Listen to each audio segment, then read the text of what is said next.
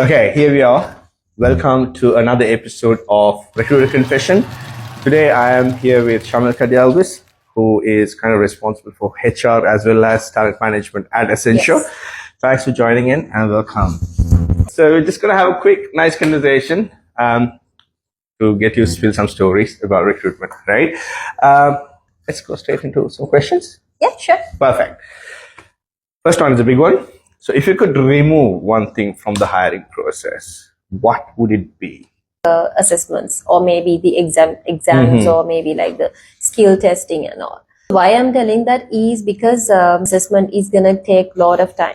But I would say like if it's like 45 minutes to 1 hour, no problem. But there are companies like who gives about like 3-day researchers or Take like home stuff. Yes, I know it might take a lot of time. Okay. So why? Because a job seeker is not only applying to our company Absolutely. or just one company. It might be like different companies at the same time. So it might be like we're gonna lose the candidate because their interest will not be there. So I think like not to take it off entirely, but like at least give that freedom a little bit. It would be great. Yeah. Absolutely. I mean, yes, I think the best way to go is have assessment, have methodologies to test, but don't have it drag it for weeks because you're basically demotivating the candidate. I know. Right? Perfect. Have you ever been ghosted by a candidate at an offer stage? As I told you, Arshad, I've been in the industry for almost 10 years. So many guys would have ghosted. many guys, it's What's all that one gone. story that you remember? My team was like working on a few requirements, and this particular skill is niche. Okay. So it was like a unicorn hunting, and we were like having fingers crossed, like this is gonna work out. I was also happy, but unfortunately, at the offer stage, I would say like he was not there. So I tried like calling. So my whole team tried calling. We tried different numbers. Oh, sure. We Okay. sent emails. Nothing was there. I think like after about 2 weeks, finally the candidate got in touch with us saying he got a different offer.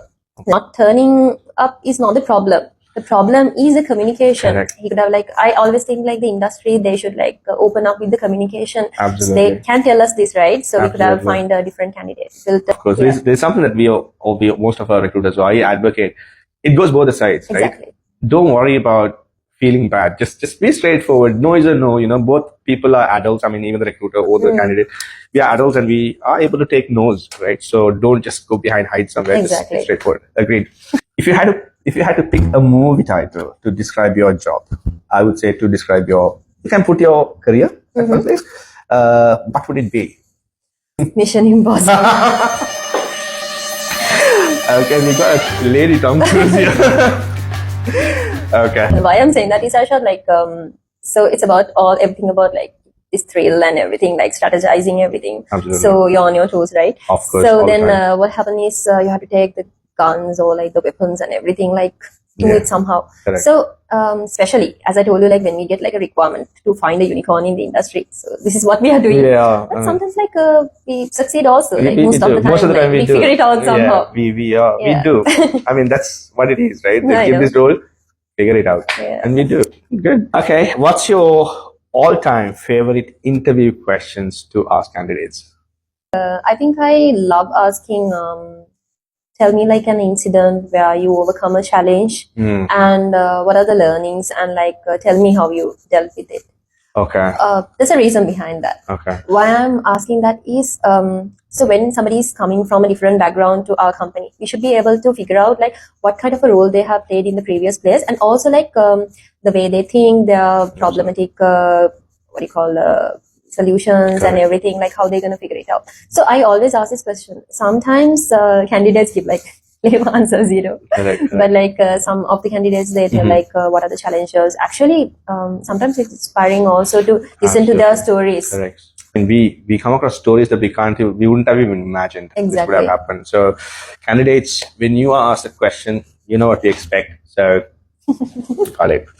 So, do you actually check references or is it just a show? Checking references, most of the time I do that. Like Okay. I would say like if it's 100% of reference checking, I would do at least like 70%. Okay, of the what's candidates. what's the objective behind it? So reference checking is like let's assume, especially when it comes to the senior hiring. So seniors coming from the industry, they're gonna do like a parachute movement to a new company. So the culture they are coming from and their background and the way they talk and the way they treat their employees, everything matters, right? Because Yeah. it might affect a whole team Correct. after some time. Makes sense. I mean, I've heard stories, I've even seen things where you kind of create a nice vibe, nice in-house vibe, and then suddenly you want to bring someone outside and say at a tech lead position or a senior Exactly. position. That guy could be the wrong hire to spoil everything. Makes sense. All right, got it.